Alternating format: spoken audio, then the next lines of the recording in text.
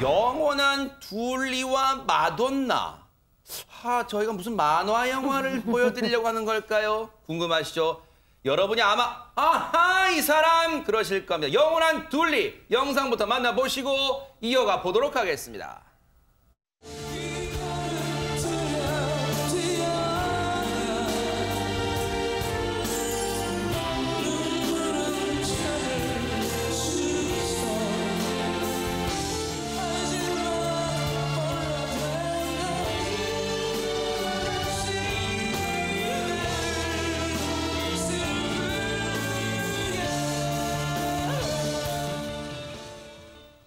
대박 사건 변진섭 씨입니다. 홍종선 기자님 정말 노래 많이 따라 불렀는데요, 진짜. 맞습니다. 네. 변진섭 씨가 저 홀로 된다는 것으로 데뷔했던 때가 1987년도예요. 근데 그때쯤부터 우리가 좀 장르를 나눠서 노래를 부르기 시작했어요. 그래서 이건 발라드, 그 부르는 사람을 발라더. 그러면서 이 변진섭 씨가 제1세대, 제1호 국내 발라더가 됐는데 네. 사실 이 고등학교 때까지 밴드, 그중에서도 락밴드를 했다고요. 그래요? 근데 퀸 노래를 좋아하는데 그중에서도 락발라드 경향의 노래가 좋고 근데 부모님은 직장인이 되라고 하고 그냥 한번 요거나 내보고 그럼 직장을 갈까 하면서 그래서 홀로 돼서 밴드가 아니라 혼자 이렇게 홀로 돼서 냈는데 굉장한 히트를 쳤고 근데 그때 당시에 잡지, 신문, 스포츠 신문에 변진섭 앞에 수식어가 있었습니다.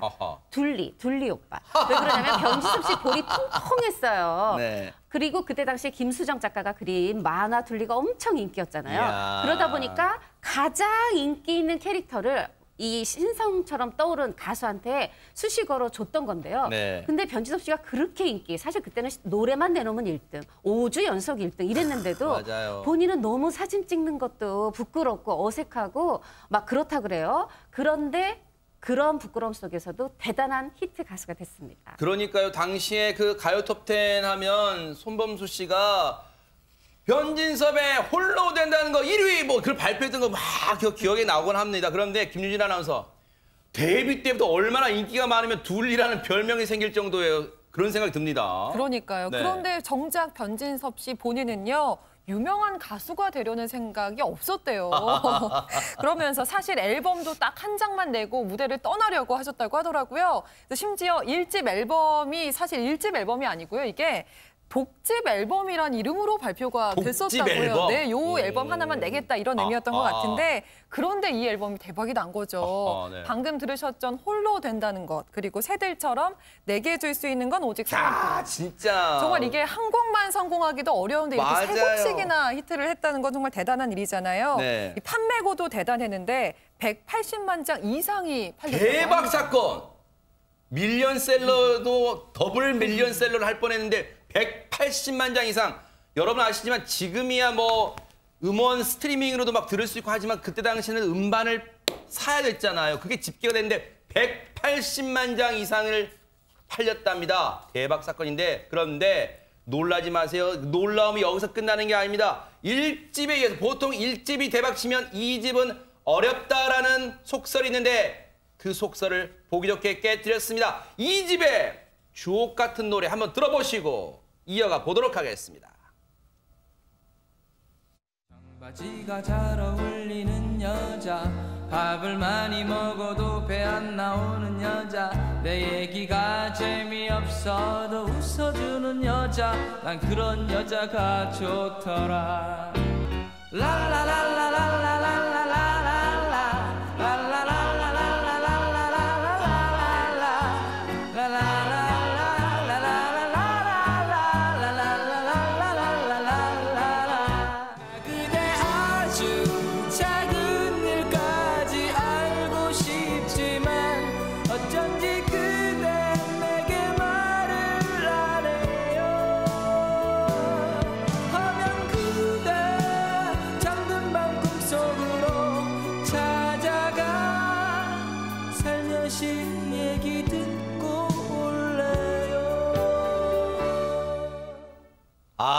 하재근 평론가님, 네. 이 노래 들으시면서 추억에 젖는 분들 많으실 것 같습니다, 진짜. 그렇죠. 저게 당대를 대표했던 초 히트곡들인데 그러니까요. 숙녀에게 희망상 그리고 저 앨범에서 로라 이런 노래도 맞아요, 로라. 거의 대부분의 노래가 히트했는데 방금 제가 열거한 이 노래들이 타이틀곡이 아니거든요. 대박 사건 아니라고요? 그렇죠. 이 집의 타이틀곡은 너에게로 또다시가 야. 있었어요. 그래서 보통 앨범을 낼 때 타이틀곡을 굉장히 신경 써서 이제 투자를 많이 해서 만들고 네. 다른 노래들은 조금 투자를 덜 하는 경향이 있거든요. 아하. 근데 변진섭 씨는 그게 싫었던 거예요.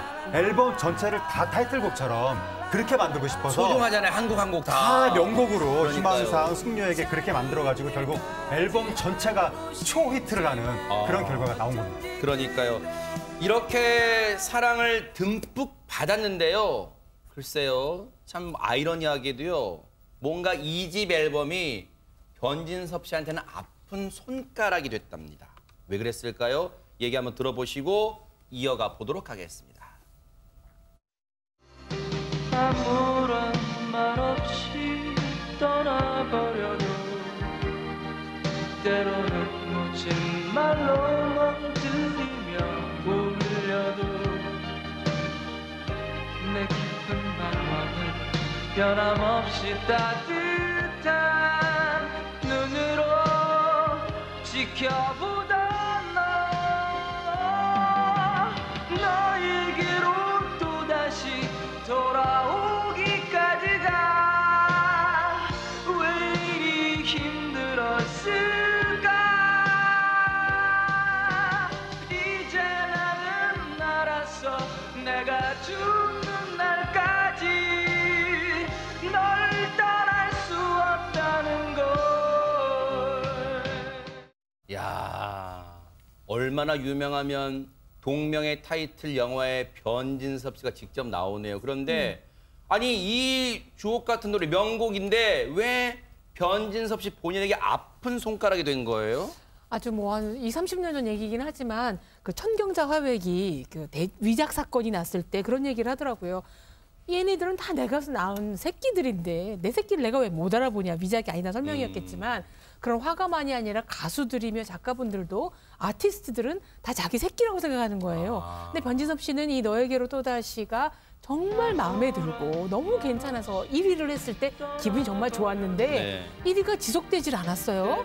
근데 그 1위가 뭐에 밀리냐면 숙녀에게 희망상 모두 자기 노래들 자기 노래네. 근데 내 새끼인데 꼭 어떤 느낌이냐면 정말 속 깊고 착하고 괜찮은 첫째인데 이 발칙하고 좀 튀는 둘째 셋째가 나타나서 사건이네, 진짜. 더 폭망을 받으니 엄마로서는 아빠로서는 너무 저는 잘 돼야 되는데 장남이 잘 돼야 되는데 지금까지도 그런 생각을 하신다는 거예요. 좀 짠하기도 하지만 곡의 생명력이나 작품성에서는 너에게로 또다시 애정이 간다. 아하. 그래서 그냥 단순간에 1위를 못한 여기 이 노래에 정말 아픈 손가락이다라고 설명을 하더라고요. 사연을 듣고 보니까 그런 생각이 들 법도 하다 이런 생각도 듭니다. 그런데 홍종선 기자님 사실 변진섭 씨한테는 이런 곡들이 아픈 손가락이었지만 많은 분들 저를 비롯해 많은 분들한테는 인생곡이었습니다 진짜. 네, 맞습니다. 윤은경 평론가님 얘기하신 것처럼 너에게로 또다시 이 생명력이 정말 길었고 또 이 2위, 3위로 머물지 않고 자리 뺏었던 숙녀에게 희망사항 또 많은 사람들한테 다 인생곡이 됐어요. 우리가 흔히 이제 대형 가수라고 하잖아요. 대형 가수 변진섭 씨가 가창력도 좋고 이 작사 작곡 능력도 좋았지만 또 함께 라이벌이 있을 때 그 세대를 형성할 때 더 오래도록 기억이 되거든요. 아하. 변진섭 씨와 함께 그때 이문세 씨, 이승철 씨, 박남정 씨 네. 이런 대단한 가수들이 함께 이 1980년대 후반부터 90년대 굉장히 주름 잡았는데 네. 변진섭 씨가 이렇게 얘기해요. 그때 이문세 씨가 결혼 발표하면서 내 인기는 더 올라갔다. 뭐 이런 얘기도 하고요. 인기가 그럼 어느 정도였냐. 네. 뭐 저희가 한 2000년대 초반 이때 사생팬이라고 이 아이돌 오빠들 그 집 앞으로 찾아가는 팬들 그때만 있었는 줄 알았는데 이 80년대에도 집 앞에 찾아오는 팬들이 있어서 그래요? 어머니께서 혹시 집 앞에 있느라고 오빠 언제 귀가하나 기다리는 세상에. 팬들 배고를까 봐 빵 사서 먹이고 또 지역에서 올라온 먼 데서 올라온 팬들도 있잖아요. 아이고. 아예 집 근처에 여가를 한 달 정액제로 다 빌려가지고 팬들을 재우고 이랬을 정도로 대단한 인기를 누렸습니다. 아, 그래서 그 인기를 방증하는 게 하재근 평론가님 앞서 말씀드렸지만 무려 180만 장의 앨범. 와 대박입니다 진짜. 1집 앨범 판매량 180만 장. 이 180만 장이라는 숫자도 놀랍지만 시기도 놀라운데 네. 1980년대라는 게 놀라운 거거든요. 아하. 그러니까 90년대에는 이런 판매량이 종종 있었는데 80년대에 이렇게 팔았으면 엄청난 그러면 그 당시 일었을 것이고. 최초예요? 최초인지는 모르겠지만 어쨌든 드문 시기였습니다. 드문 시기다. 80년대는. 네. 그리고 이 집은 280만 장이에요. 대박 사건. 1집, 2집. 와. 그래서 변진섭 씨가 하는 이야기가 1집, 2집 판매로 3대까지 먹고 살 만큼 벌었다. 야. 그렇게 이야기하고 있고 그다음에 3집까지도 수익이 많이 나서 3집 때 13억 정도 수익이 났는데 당시 서울 고급 아파트가 1억 원 할 때 그래요? 시절이다. 네. 아파트 13채 정도 수익이 났고 1990년에도 연예인에서도 1위를 했다고 하니까 네. 정말 일세를 풍미한 대스타였습니다. 네. 그런데 더 놀랍고 대단한 것은 홍종선 기자님 과거의 영광에만 머물러 있지 않고 지금도 활동을 하는 것 같습니다. 맞습니다. 이제 팬들과 함께 늙어가고 있죠. 그리고 변진섭 씨는 가수에서 음악가가 됐어요. 그래서 드라마 OST 같은 거 작곡도 하고 있고 2019년 11월에 사실 정규 13집 앨범을 냈어요. 13집. 근데 와. CD가 2장이었습니다. 한 곳에는 뭐 별이 된 너, 두드림 뭐 이런 노래에 신곡 넣고 한 10곡 넣고 또 두 번째 CD에는 자신의 히트곡, 옛날 또 노래들을 그 공연 실황곡을 넣고 이렇게 해서 애정을 담아서 굉장히 좋은 앨범을 냈는데 이게 코로나19로 활동을 멈췄어요. 근데 최근에 다시 시작을 해서 요 정규 앨범 홍보도 하고 있고 그리고 얼마 안 있으면은 언택트 공연이라고 하죠. 팬들을 직접 만날 수는 없지만 모니터 영상으로 만나면서 그런 비대면 콘서트도 계획하고 있다고 합니다. 정말로 요리 보고 조리 봐도 정말 정감 가는 변진섭 씨 앞으로도 늘 팬들에게 남아주시기를 기대를 해보도록 하겠습니다. 자, 그런가 하면요. 변진섭 씨가 발라드 황제로 입지를 붙였잖아요. 그런데 결혼까지 성공을 하게 됐습니다. 그런데 아내하고의 첫 만남의 사연이 있답니다. 한번 들어보시고 이어가 보도록 하겠습니다. 내가 아는 애가 있었어, 여동생이. 애가 모르고 나랑 중복을 한 거야, 더블로. 약속을. 그리고 나한테 약속을 다음에 하자고 했는데 자기 동생 만나야 된다고 그래갖고 야, 동생 만나려고 오빠 할 거 아니야? 그랬더니 주말에만 나오는 뭐 하는 동생인데. 국가대표 음악 태능 선수촌에 있거든요. 그래? 뭐 하는 거야? 심플해. 그래? 이쁘냐? 오빠 애야, 애. 그렇지, 그때는. 그러면 나도 시간 안 되니까 그때 같이 보고 오늘 오빠가 밥 사줄래? 그래, 알았어. 오빠 괜찮아요? 저야 좋죠. 막 이렇게 된 거지. 갔는데 그렇게 해서 꼬신 거지 뭐. 밥 한 번 더 사줄게. 남자들이 그런 거에 많이 끌린다? 뭐? 그거 순진한 거야. 자, 지금 박성배 변호사님, 저 얘기는 과거를 지금 회상하는 건데 아내분을 만나게 된 과정을 얘기하는 것 같아요. 근데 태능 선수촌 뭐 이런 얘기가 나옵니다. 그 이유는 아내가 수중발레 국가대표 출신이기 때문에 대박 사건. 이 변진섭 씨가 수중발레 국가대표 출신 이주영 씨와 지난 2000년에 결혼해서 슬하에 두 자녀를 두고 있습니다. 그런데 이 결혼과 관련해서 여대생을 꼬셔서 결혼했다는 루머에 휩싸이기도 했는데 변진섭 씨, 이 루머가 사실이라고 인정합니다. 그 이유가 네. 아내가 자신보다 12살 연하인데다가 야. 대학을 졸업하자마자 결혼을 했기 때문이에요. 네.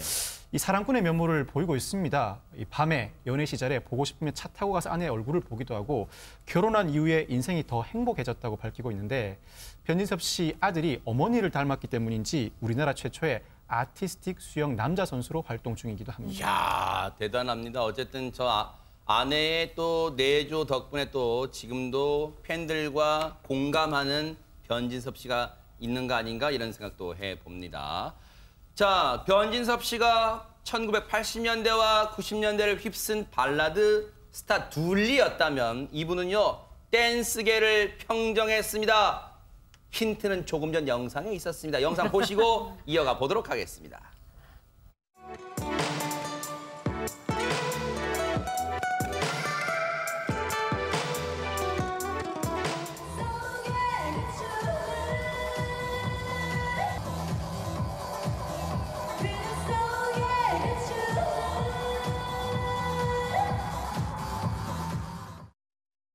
야, 하재근 평론가님. 네.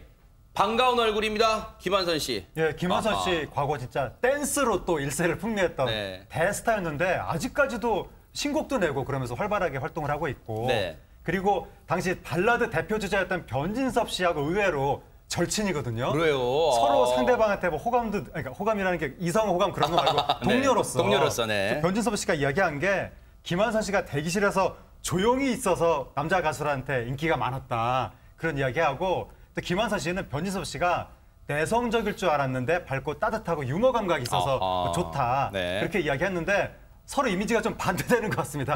김한선 씨는 화려할 것 같았는데 조용하다고 하고 변진섭 씨는 조용할 것 같은데 또 유머 감각이 있다고 하고 유머 감각. 그렇게 절친이 돼서 김한선 씨가 데뷔 후 첫 번째 콘서트 할 때 변진섭 씨가 게스트로 나가기도 하고 최근까지도 두 사람이 예능에 동반 출연하면서 서로 의지하고 있는 것 같습니다.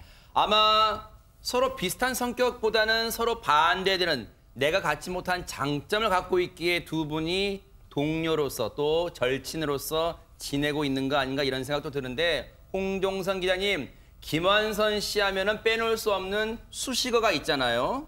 네, 맞습니다. 한국의 마돈나. 마돈나. 근데 저는 한국의 마돈나 뭐 그 이상이라고 지금 특히 현주소를 비교하면 그 이상이라고 생각이 드는 게 정말 늙질 않아요. 아까 보셨던 이런 영상들이 1980년대 영상이 아니라 최근 영상이란 말이죠. 1986년에 17살. 네, 데뷔를 했어요. 네, 정말로 화제였죠. 네, 그 우리가 삼배간이라고 하죠. 보통 저희는 이 검은 동자 있고 양쪽 좌우에 흰자가 있는데 김한선 씨는 요 아래까지 흰자가 보여요. 그래서 삼배간이라고 이 치명적인 눈빛도 그리고 누구도 따라하기 힘든 굉장히 정말 굉장한 춤꾼이었죠. 네. 그런 것들이 어우러지면서 인기를 얻었는데 당시가 17살이었다? 네. 근데 아무도 나이를 묻지 않았다고. 왜냐면 너무 성숙하고 춤도 잘 추고 섹시하고 네. 다 20살이 넘은 줄 알았다고 하는데 네.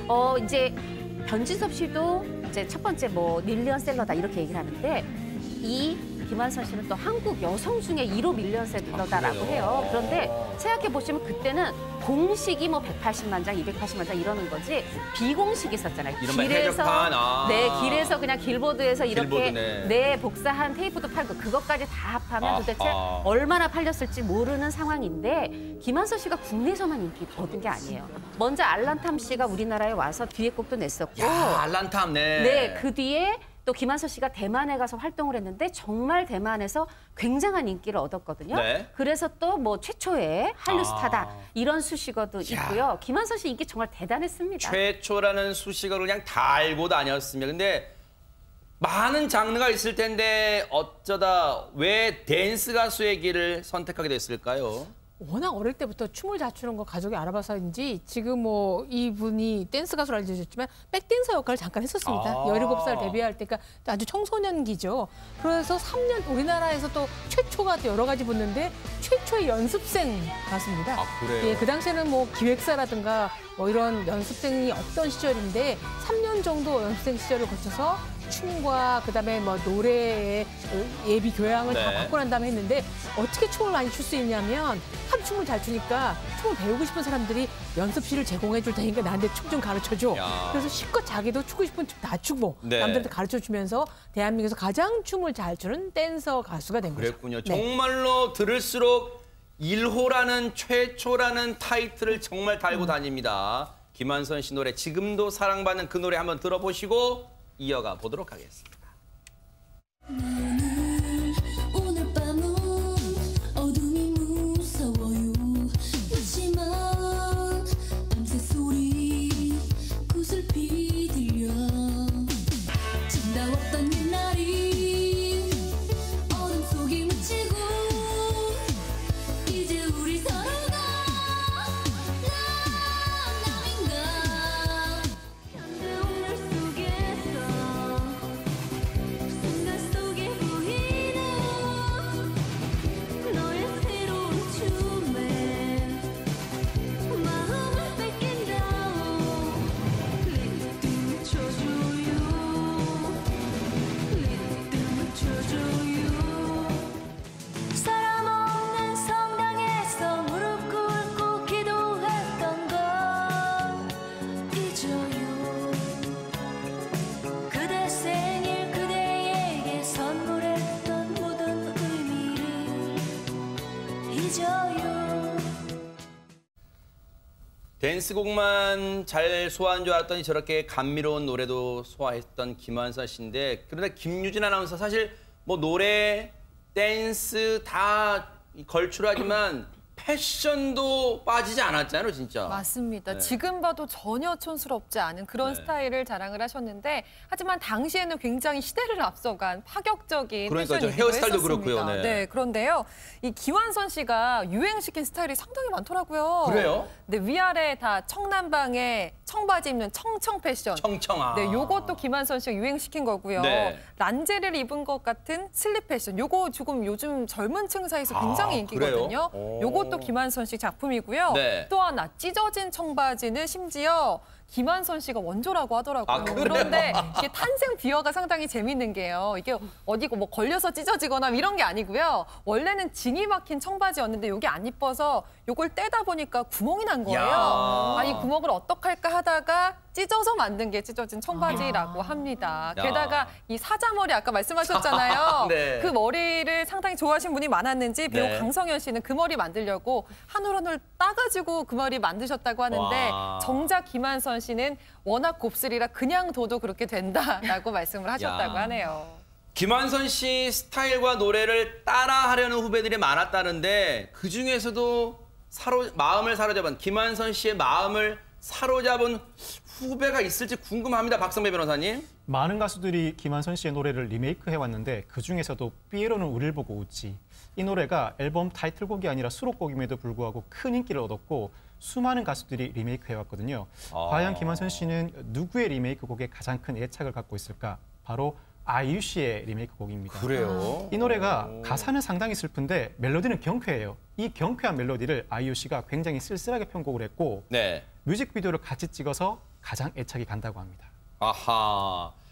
아이유 씨가 부른 삐에로는 우리를 보고 있지가 가장 기억에 남는다 그랬잖아요. 그렇다면 저희가 그냥 이렇게 물러날 수는 없잖아요. 정말로 원곡과는 어떤 다른 느낌인지 한번 들어보시고 이어가 보도록 하겠습니다. 사람들은 모두 춤추며 웃지만 나는 그런 웃음 싫어. 술 마시며 사랑 찾는 시간 속에 우리는 진실을 잊고 살잖아. 난 차라리 웃고 있는 삐에로가 좋아. 난 차라리 슬픔하는 삐에로가 좋아. 난 차라리 웃고 있는 삐에로가 좋아.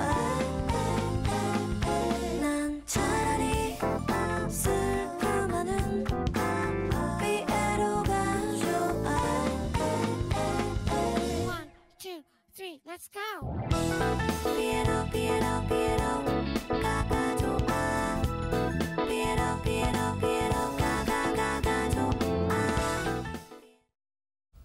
와, 저렇게 이 경력으로는 이 가수 경력으로도 많은 차이가 나는 아이유 씨인데도 그렇게 잘 어울립니다. 전혀 어색함이 없는 김한선 씨인데 홍종선 기자님, 사실 이제 무대에서는 우리가 김한선 씨의 화려한 춤, 화려한 패션 그리고 독특한 헤어스타일에 늘 심취해 있었지만 현실에서의 김한선 씨 모습 어떨까 궁금합니다. 김한선 씨가 연예계 대표 캣맘이에요. 이제 아, 고양이 기르고 그래요? 있는 건데 네. 6마리 기르다가 레이라는 이 친구가 흔히 무지개를 건넜다고 하죠. 이제 떠나면서 이제 5마리하고 생활 중인데 사실 김한선 씨가 굉장히 결벽증이 심했다 그래요.